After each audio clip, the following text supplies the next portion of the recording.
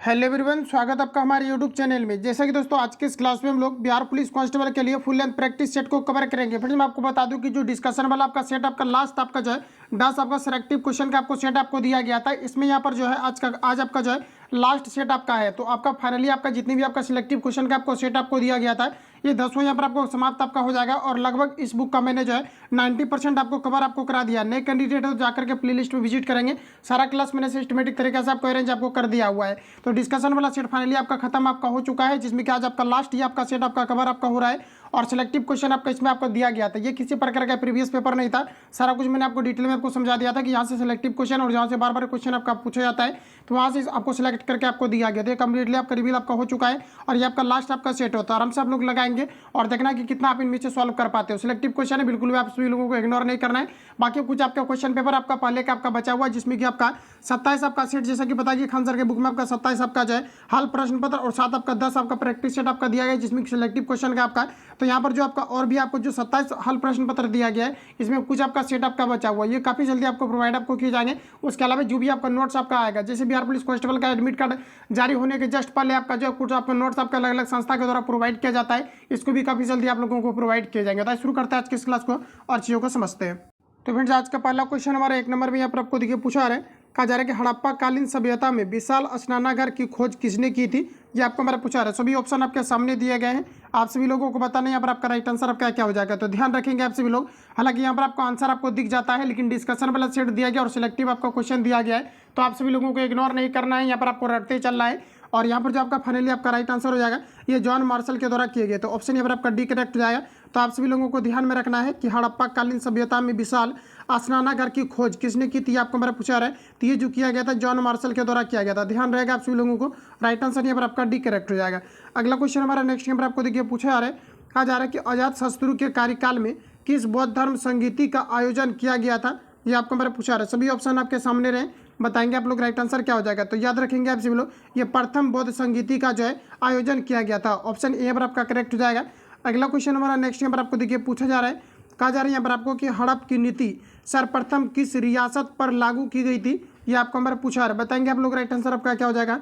हड़प की नीति सर्वप्रथम किस रियासत पर लागू की गई थी। ये आपका यहाँ पर हो जाएगा सतारा। ऑप्शन यहाँ पर आपका सी करेक्ट हो जाएगा, ध्यान रखेंगे। अगला क्वेश्चन हमारा नेक्स्ट यहाँ पर आपको देखिए पूछा जा रहा है। कहा जा रहा है कि स्वतंत्रता संघर्ष के दौरान प्रसिद्ध समाचार पत्र केसरी के संस्थापक संपादक कौन थे। ये आपको हमारा पूछा है। तो याद रखेंगे आप सभी लोग, ये आपका यहाँ पर राइट आंसर हो जाएगा लोकमान्य तिलक। ये आपका रिपीटेड क्वेश्चन है, थोड़ा ध्यान में रखना है आप सभी लोगों को। रिपीट करेंगे क्वेश्चन को। कहा जा रहा है कि स्वतंत्रता संघर्ष के दौरान प्रसिद्ध समाचार पत्र केसरी के संपादक कौन थे। ये आपको हमारा पूछा रहा था, ये लोकमान्य तिलक हो जाएंगे।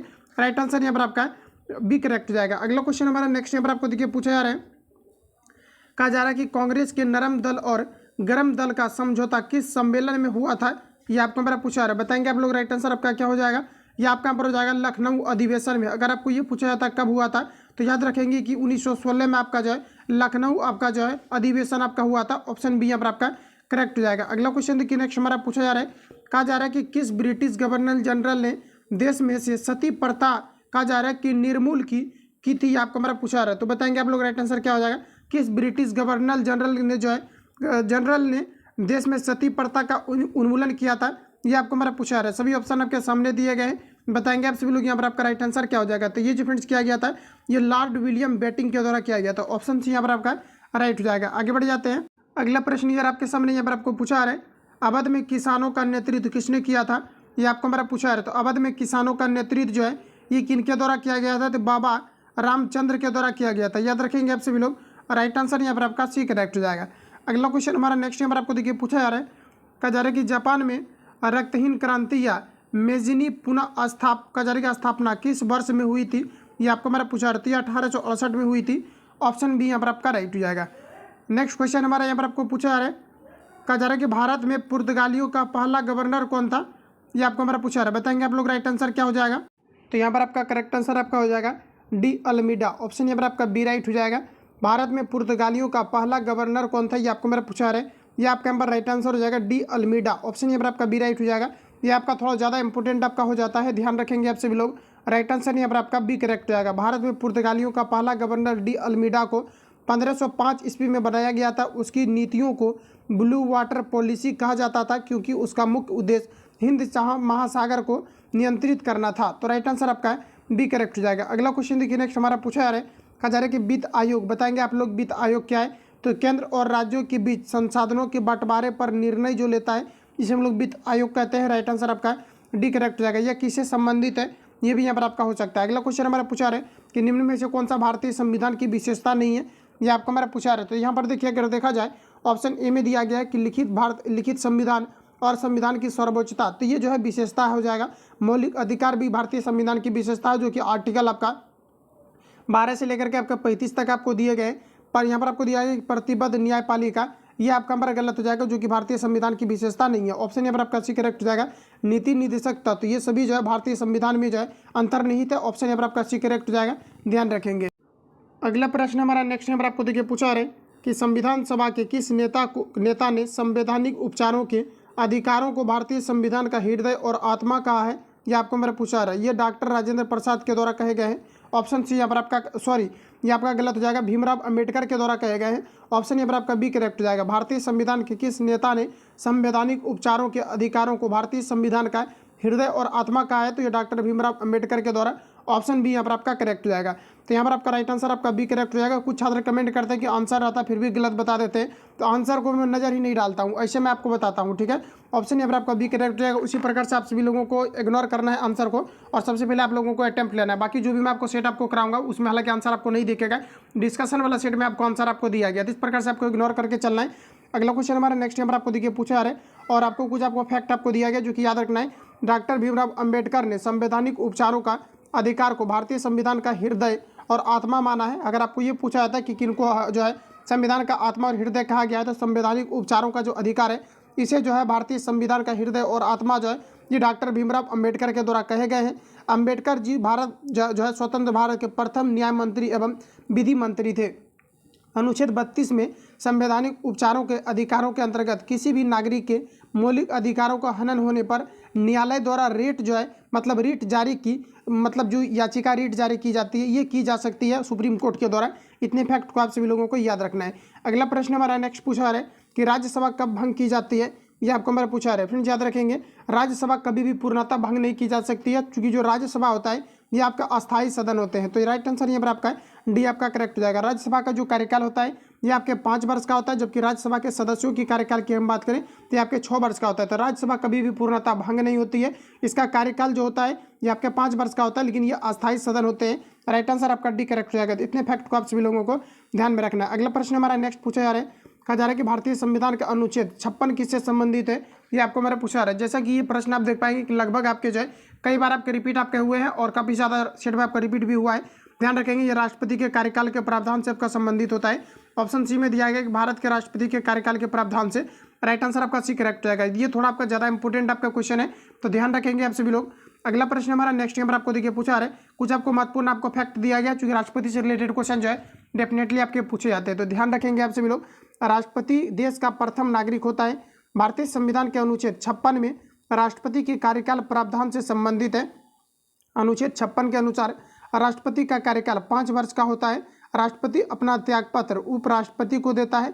अनुच्छेद 61 में राष्ट्रपति को संविधान के उल्लेख के लिए महाभियोग द्वारा पद से हटाए जा सकते हैं। तो इतने फैक्ट को आप लोगों को याद रखना। आर्टिकल 61 के तहत जो है राष्ट्रपति को महाभियोग पारित करके इसको पद से जो है हटाए जा सकते हैं। इतने फैक्ट को आप सभी लोगों को याद रखना है। अगला प्रश्न हमारा पूछा रहे, कहा जा रहा है कि लोकतांत्रिक सरकार के 3 अंग कौन कौन से हैं, ये आपको हमारा पूछा रहा है। तो ये आपका हो जाएगा कार्यपालिका, विधायिका और न्यायपालिका हो जाएगा। रिपीट करेंगे आप सभी लोग, ये क्वेश्चन आपका प्रीवियस पेपर में भी पूछा हुआ है।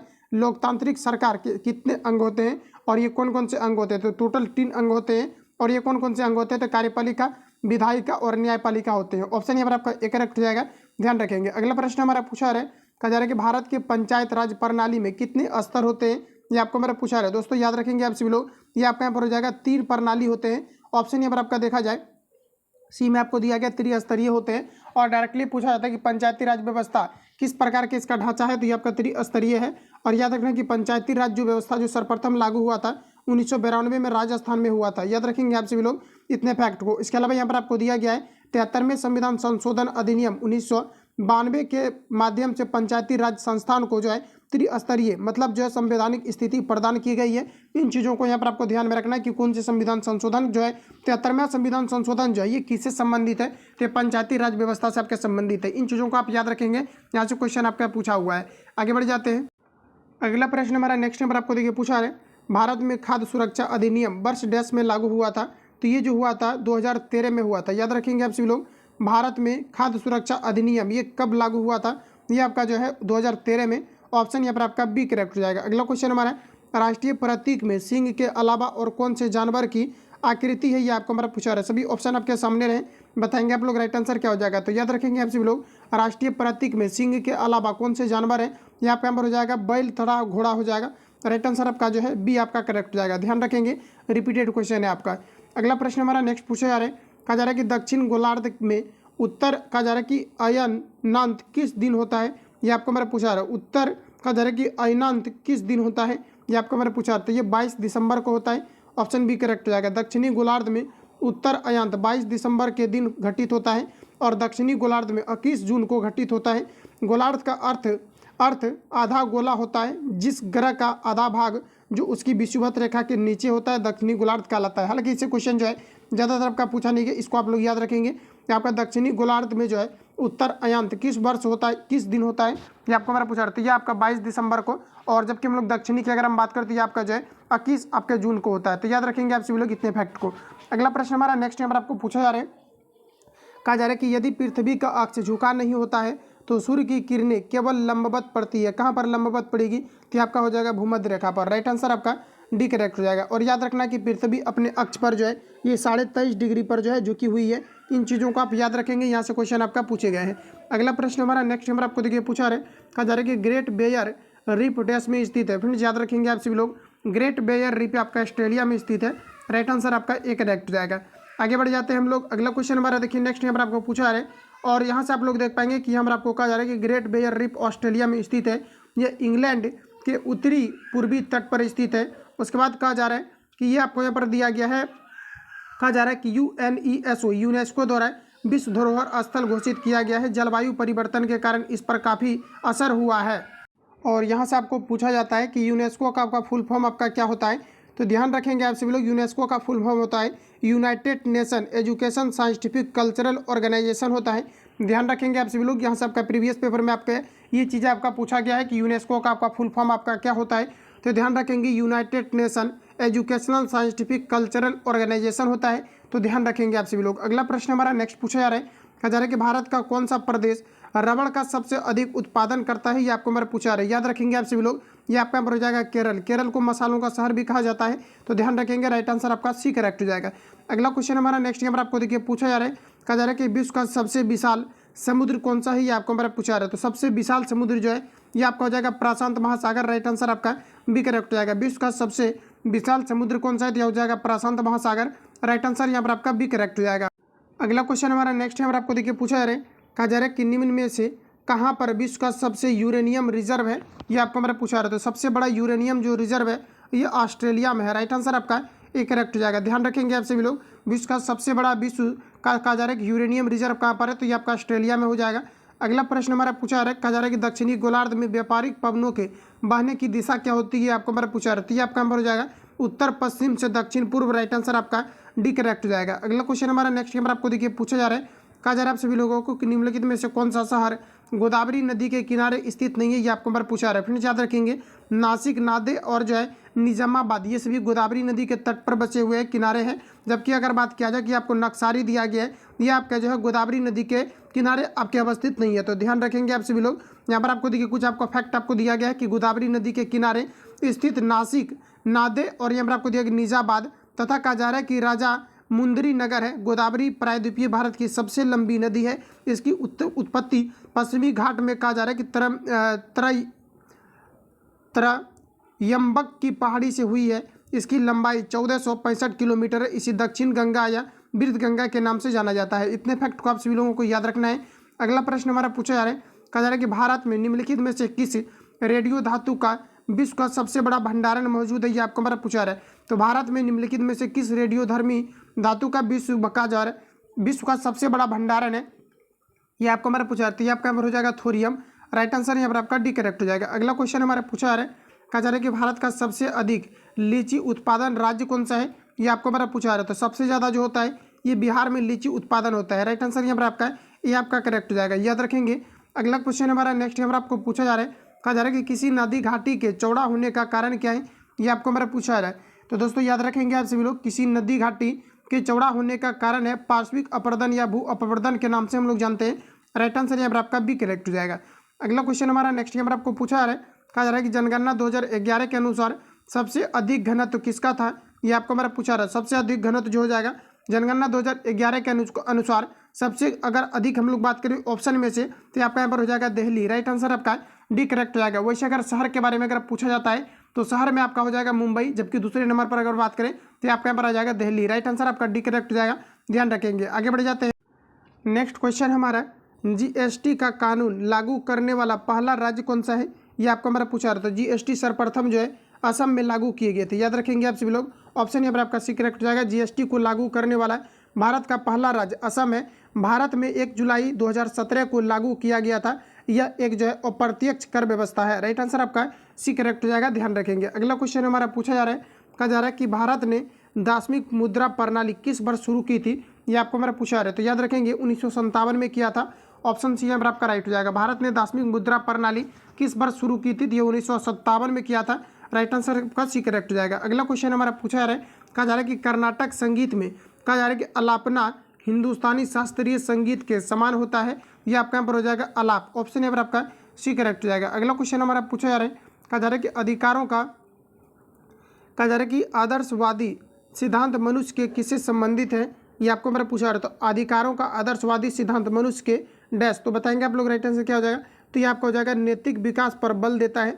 ऑप्शन डी करेक्ट हो जाएगा। ये क्वेश्चन आपका पूछा गया है बिहार पुलिस में, याद रखेंगे आप सभी लोग। अधिकारों का आदर्शवादी सिद्धांत मनुष्य के किससे संबंधित है, तो ये नैतिक विकास पर बल देता है। राइट आंसर आपका डी करेक्ट हो जाएगा। अगला क्वेश्चन हमारा नेक्स्ट देखिए पूछा जा रहा है, कहा जा रहा है कि अंतर्राष्ट्रीय योग दिवस डैश को मनाया जाता है। ध्यान रखेंगे आप सभी लोग, प्रत्येक वर्ष अंतर्राष्ट्रीय योग दिवस जो है ये 21 जुलाई को सेलिब्रेट किया जाता है। ऑप्शन बी यहाँ पर आपका करेक्ट हो जाएगा। अगला क्वेश्चन हमारा पूछा रहा है कि बिरजू महाराज डैश के एक प्रसिद्ध प्रतिपादक है। बिरजू महाराज जो है ये कथक नृत्य से संबंधित है। राइट आंसर आपका एक करेक्ट हो जाएगा। अगला क्वेश्चन हमारा पूछा जा रहा है, कहा जा रहा है कि जीवों की आकृति एवं संरचना का अध्ययन क्या कहलाता है, ये आपको हमारा पूछा जा रहा था। इसे जो है आर्किकी के नाम से जानते हैं। जीवों की आकृति एवं संरचनात्मक जो अध्ययन कहलाता है ये आपके आर्किकी कहलाता है। ऑप्शन बी यहाँ पर आपका करेक्ट हो जाएगा, ध्यान रखेंगे। आगे बढ़ जाते हैं। अगला क्वेश्चन हमारा पूछा जा रहा है, कहा जा रहा है एक कोशिकीय यूकेरियोटिक सूक्ष्म जीव को दिया गया नाम क्या है, ये आपको हमारा पूछा रहता है। इसे जो है प्रोटिस्टा कहा जाता है। ये इंपॉर्टेंट क्वेश्चन आपका हो जाता है। यहाँ से क्वेश्चन आपका यूकेरियोटिक और प्रोकैरियोटिक से रिलेटेड आपका पूछा जाता है। जब भी आपका इस प्रकार के क्वेश्चन आपका आता है बायोलॉजी से रिलेटेड, तो यहाँ से क्वेश्चन आपका पूछा जाता है। तो ध्यान रखेंगे, ऑप्शन यहाँ पर आपका बी करेक्ट हो जाएगा। अगला क्वेश्चन हमारा नेक्स्ट यहाँ पर आपको देखिए पूछा जा रहा है, कहा जा रहा है कि भोजन का पाचन सामान्य रूप से डैश में होता है। तो फ्रेंड्स याद रखेंगे कि भोजन का जो पाचन होता है ये छोटी आंत में होता है। राइट आंसर आपका सी आपका करेक्ट हो जाएगा। अगला क्वेश्चन हमारा पूछा रहा है, उभयचरों में श्वसन की विधि क्या है, ये आपको हमारा पूछा रहा है। ये रहा सभी ऑप्शन आपके सामने।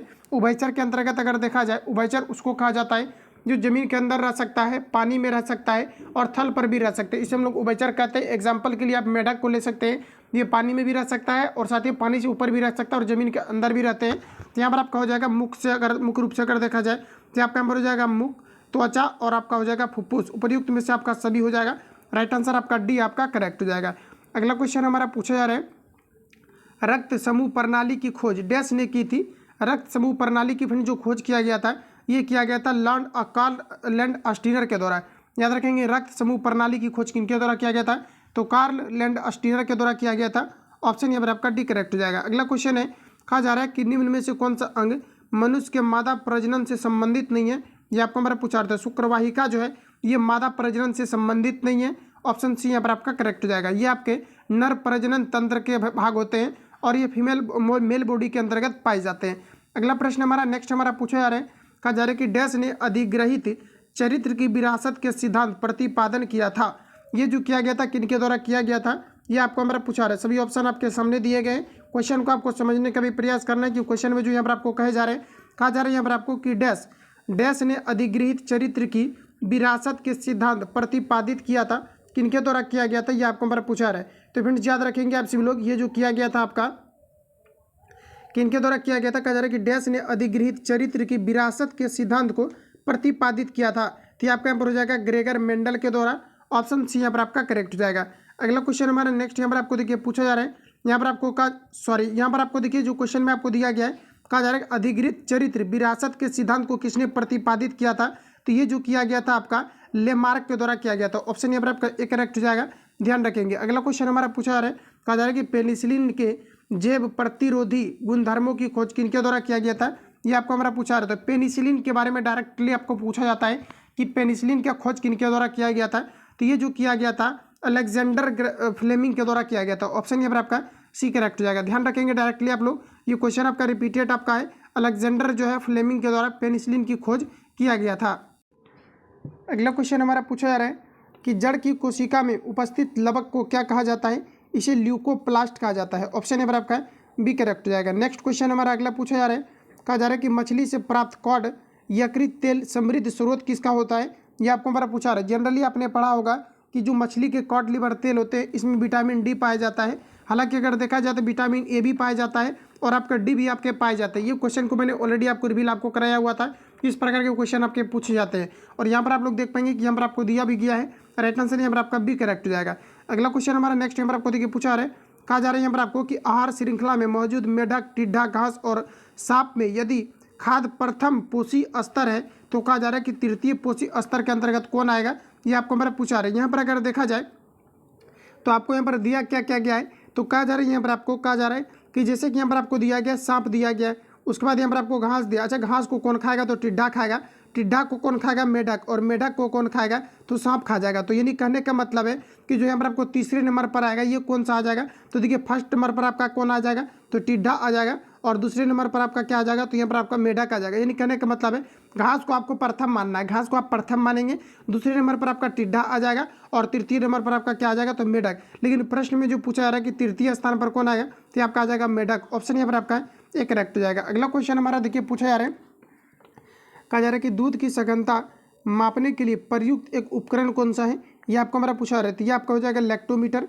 ऑप्शन बी करेक्ट हो जाएगा। काफ़ी बार ये सभी प्रश्न आपका रिपीट हुए हैं, ध्यान रखेंगे। अगला प्रश्न है, एक वस्तु का सीधी रेखा में 40 मीटर प्रति सेकंड के वेग से चलते हुए त्वरण यहाँ पर आपको दिया गया 4 मीटर प्रति सेकंड स्क्वायर हो तो कहा जा रहा है कि इसे बढ़ता है तो उस वस्तु की 10 सेकंड के बाद गति कितनी होगी, ये आपको हमारा पूछा रहा है। फ्रेंड्स मैं आपको बता दूं, इसके लिए आपको सिंपली फॉर्मूला का यूज करना है। जो गति का आपका फर्स्ट इक्वेशन आपका होता है v बराबर आपका u प्लस आपका AT आपका होता है, इस पर आप सभी लोगों को पुट कर लेना है। यहाँ से फाइनली आपका राइट आंसर आपका निकल करके आ जाएगा।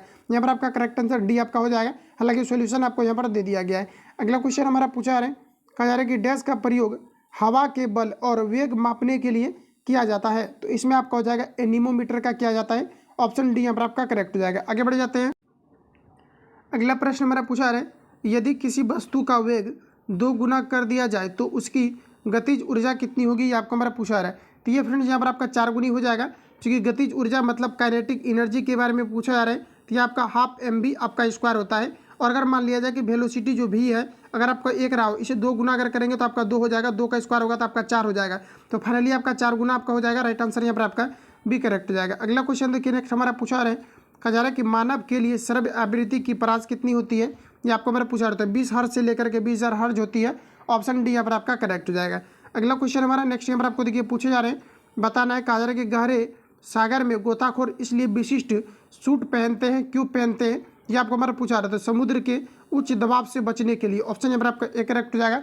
यहाँ से और भी आपका क्वेश्चन आपका पूछा जाता है कि जो पनडुब्बी या गोताखोर होते हैं ये कौन सी गैस को लेकर के जाते हैं, तो ऑक्सीजन के साथ जो है ये हीलियम गैस को लेकर के जाते हैं। याद रखेंगे आप सभी लोग, ये क्वेश्चन आपका पूछा गया है, ध्यान रखेंगे। अगला प्रश्न हमारा पूछा जा रहा है, कहा जा रहा है कि प्रकाश वर्ष किसकी इकाई है, ये आपको हमारा पूछा रहा है। तो प्रकाश वर्ष जो है ये दूरी की इकाई है। राइट आंसर आपका बी करेक्ट हो जाएगा। अगला क्वेश्चन हमारा नेक्स्ट नंबर आपको देखिए पूछा जा रहा है, कहा जा रहा है कि प्रकाश कणों से मिलकर क्या बनता है, ये आपको हमारा पूछा रहा था। ये आपका नंबर हो जाएगा कणिका। ऑप्शन नंबर आपका सी करेक्ट हो जाएगा, जो कि मैक्स प्लांक के द्वारा बताए गए थे। तो याद रखेंगे प्रकाश कणों से मिलकर क्या बनाता है, तो ये कणिका।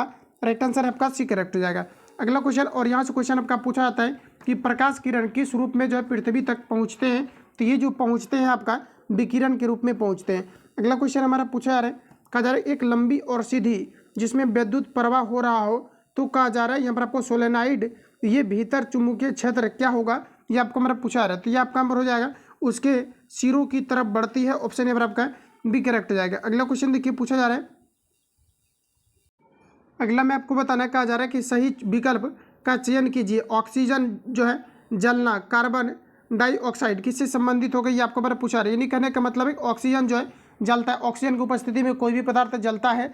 उसी प्रकार से कार्बन डाइऑक्साइड से जो है क्या संबंधित हो गई, ये आपको मेरा पूछा रहा था। कार्बन डाइऑक्साइड से पूछता है, जैसा कि आपने देखा होगा कि ट्रेन या फिर जो है बड़े बड़े ऑफिस वगैरह में जो है कार्बन डाइऑक्साइड का एक लाल कलर का सिलेंडर लगा हुआ होता रहता है, उसमें आपका कार्बन डाइऑक्साइड आपका रहता है। एक आपका होता है कार्बन टेट्राक्लोराइड, जिसे हम लोग पायरीन के नाम से जानते हैं। तो उसका भी जो है इन्हीं सब चीज़ों को बुझाने के लिए प्रयोग किया जाता है, जहाँ पर कि शॉर्ट सर्किट या फिर जो है इलेक्ट्रिसिटी के कारण से जहाँ पर आग लगता है तो वहाँ पर इन चीज़ों का प्रयोग किया जाता है। ध्यान रखेंगे, ऑप्शन सी यहाँ पर आपका करेक्ट हो जाएगा।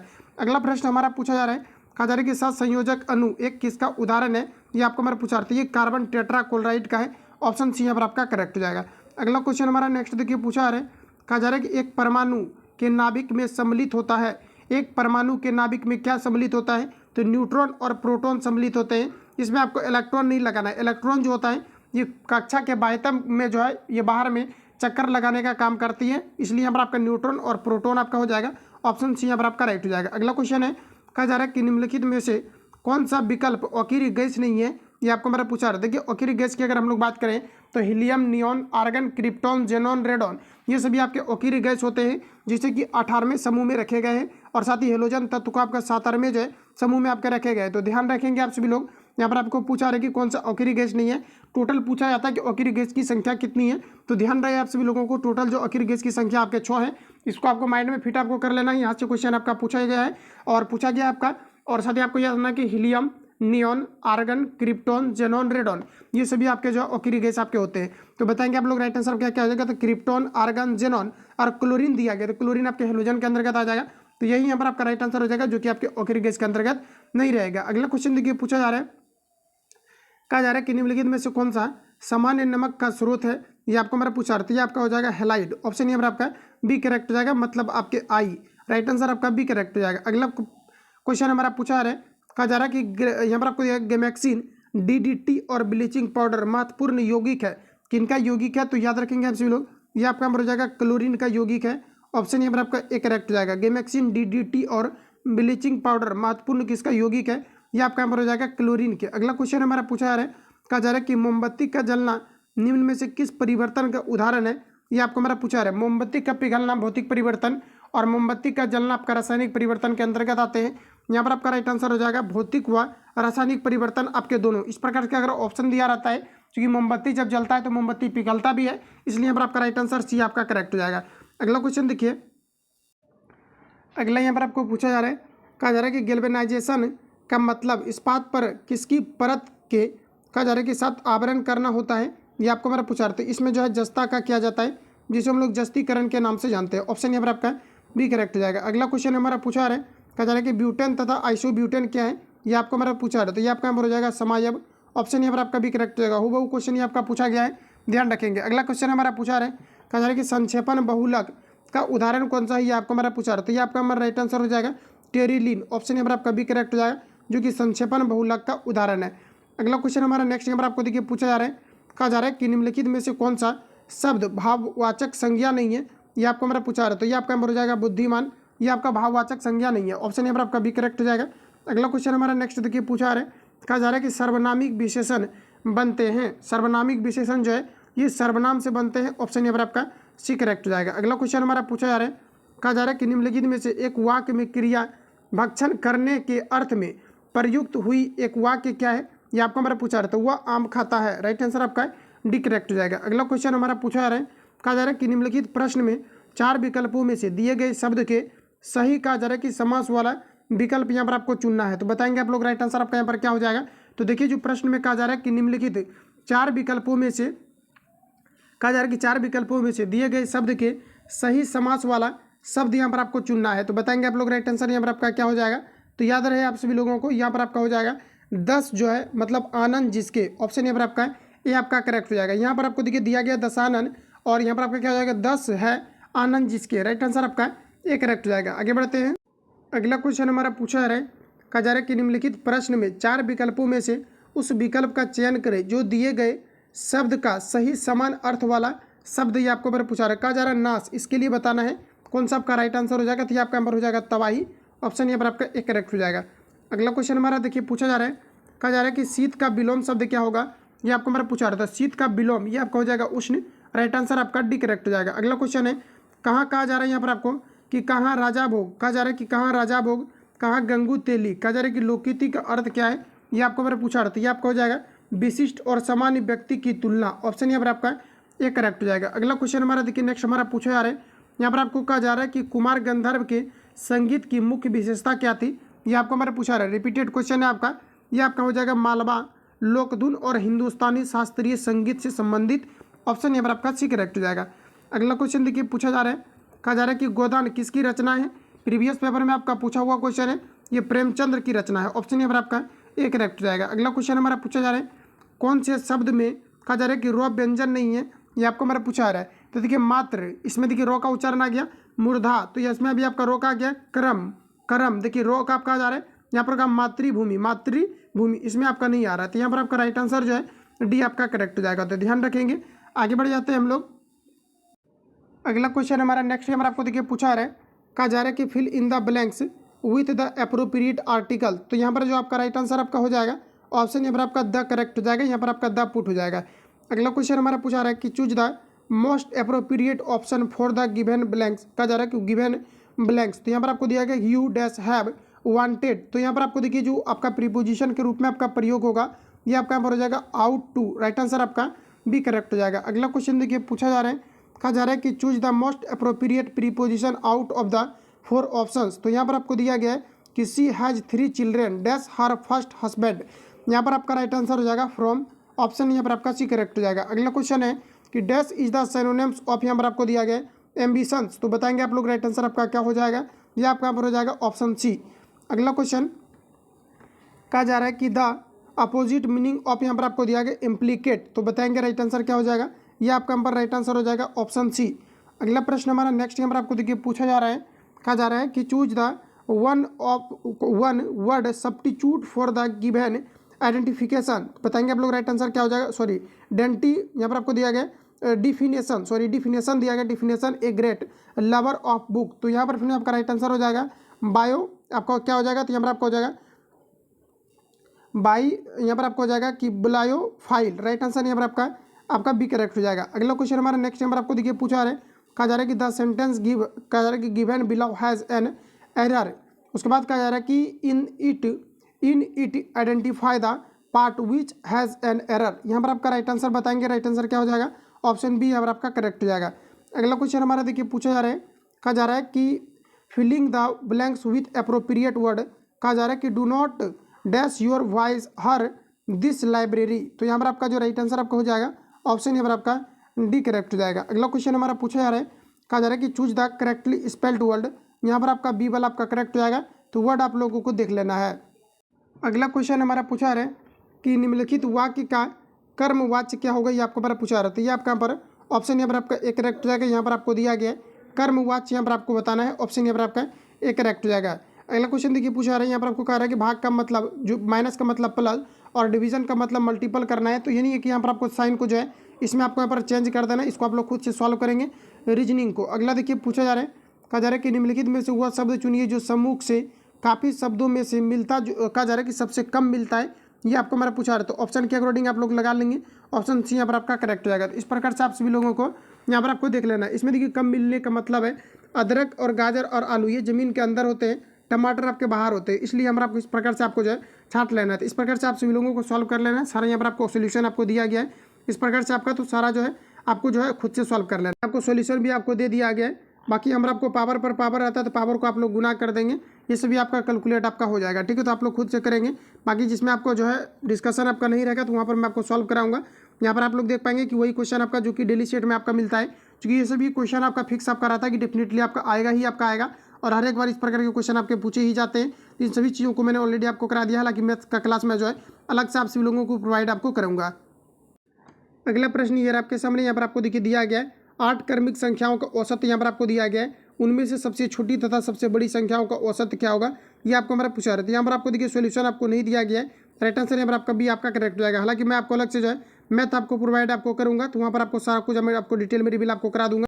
अगर यहाँ पर आप लोगों को सॉल्व करना है, चूँकि इसमें यहाँ पर आपको सोल्यूशन आपको नहीं दिया गया है, तो आपको क्या करना है कि पहला संख्या आपको एक्स आपको मान लेना है और क्रमिक संख्या तो आपका क्या हो जाएगा, तो x+1 x+2 इस प्रकार से करके आपको जो है 8 तक आपको इस प्रकार से 1 2 आपका 3 टर्म 8 तक आपको बना लेना है। और यहाँ पर आपको औसत आपको दिया गया है, तो औसत आपको कितना दिया गया है 6.5 दिया गया है। और नीचे आपका कितना हो जाएगा 8 से 6.5 को गुना करेंगे और जो भी आपका एक्स का वैल्यू निकलेगा ये आपका एक बार छोटी में रख देना है। और एक बार पूछा रहा है कि छोटी तथा बड़ी संख्याओं को औसत क्या होगा, तो एक बार आपको बड़ा वाला निकाल लेना, दो संख्या निकाल करके और पुनः आपको 2 से डिवाइड कर देना, आपका निकल के फाइनली आपका आ जाएगा। तो आप लोग सॉल्व करेंगे, बाकी मैं आपको अलग से बोल दिया हूँ कराऊंगा तो कराऊंगा, ठीक है। अगला क्वेश्चन हमारा देखिए पूछा रहा है कि बंकिम चंद्र चटर्जी के आनंद मठ में किस विद्रोह का उल्लेख है, ये आपको हमारा पूछा रहा है। यहाँ पर आपको हो जाएगा सन्यासी, ऑप्शन यहाँ पर आपका एक करेक्ट हो जाएगा। अगला क्वेश्चन देखिए पूछा जा रहा है, कहा जा रहा है कि मगध विश्वविद्यालय कहाँ पर स्थित है, ये आपको हमारा पूछा रहा है। तो ये बोध गया में मगध विश्वविद्यालय जो है आपका स्थित है, ऑप्शन यहाँ पर आपका भी करेक्ट हो जाएगा। अगला क्वेश्चन देखिए नेक्स्ट हमारा पूछा जा रहा है, यहाँ पर आप सभी लोगों को बताना है, कहा जा रहा है कि महाराष्ट्र के किस जिले में भारत का पहला कार्बन तटस्थ गाँव का विकास हो रहा है, ये आपको हमारा पूछा रहा है। तो ये जो हो रहा है ये ठाणे में हो रहा है, ऑप्शन यहाँ पर आपका डी करेक्ट हो जाएगा। करंट का जो भी क्वेश्चन आपको दिया गया सर आपका सिलेक्टिव आपको दिया गया है, तो ध्यान से आप लोग कवर करेंगे। कहा जा रहा है कि महाराष्ट्र के किस जिले में भारत का पहला तटस्थ गांव का विकास हो रहा है, तो ये आपको हो जाएगा ठाणे, ऑप्शन डी यहाँ पर आपका राइट हो जाएगा। अगला क्वेश्चन देखिए पूछा रहे, कहा जाएगा कि राष्ट्रपति द्रौपदी को देश के सर्वोच्च नागरिक पुरस्कार ग्रैंड ऑस्कर कहा जा रहा है कि grand order of the chain of yellow star से सम्मानित किया गया है। यह किस देश का सर्वोच्च नागरिक पुरस्कार है, ये आपको मेरा पूछा रहा था। ये आपका हो जाएगा सूरीनाम, ऑप्शन नंबर आपका बी करेक्ट हो जाएगा। तो फ्रेंड जितनी भी क्वेश्चन आपका इस सेट में आपको दिया गया था कंप्लीटली मैंने आपको रिवील करा दिया हुआ है, जिसमें कि 100 क्वेश्चन आपका प्रत्येक सेट में आपको सिलेक्टिव क्वेश्चन यानी पैटर्न पर आधारित आपको दिया गया था। तो कंप्लीटली आपको 10 सेट आपका प्रोवाइड आपका हो चुका है और फाइनली आपका सारा सेट आपका एंड आपका हो चुका है। बाकी मैं बीच बीच में आपको रिवीजन आपको कराते रहूँगा और आप सभी लोगों को टेलीग्राम से जुड़ जाना है, टेलीग्राम पर आपको PDF आपको प्रोवाइड किया जाता है, बाकी यूट्यूब पर आपको आकर के एनालिसिस आपको देख लेना है। और मैथ का जितनी भी आपका सेट में आपको प्रश्न आपको दिया गया है अब आपका जो शुरू आपको कर दिया जाएगा, जितने की जितनी भी आपका मैथ का क्वेश्चन आपको दिया गया है सेट पैटर्न पर आधारित आपका इन सभी को आपको कवर किया जाएगा। हालांकि ऑलरेडी मैंने इन सभी प्रश्नों को मैंने आपको रिवील आपको कराया हुआ है, जितनी भी आपका पैटर्न पर आपका आ रहा था। सिर्फ डिस्कशन वाला जो लास्ट आपका 10 सेट आपको कवर मैंने कराया हुआ है, इसमें नहीं किया हुआ है सॉल्व, चूंकि इसमें आपको सोल्यूशन जो है आपको दे दिया गया। चूंकि मैं भी अगर आपको कराता हूँ तो आपको रेशियो मेथड से और बुक में आपको रेशियो मेथड से ही आपको दिया गया है, इसलिए स्किप कर दिया। बाकी रीजनिंग तो आप सब लोगों को खुद से सॉल्व करना है। बाकी मिलते हैं नेक्स्ट वीडियो में। जो लोग चल पर नए हैं चैनल को सब्सक्राइब करके बेल आइकन को प्रेस कर लेना, क्योंकि जब भी वीडियो अपलोड होगा तब तक नोटिफिकेशन पहुंचते रहेगा। मिलते हैं नेक्स्ट वीडियो में, तब तक के लिए जय हिंद, बेस्ट ऑफ लक।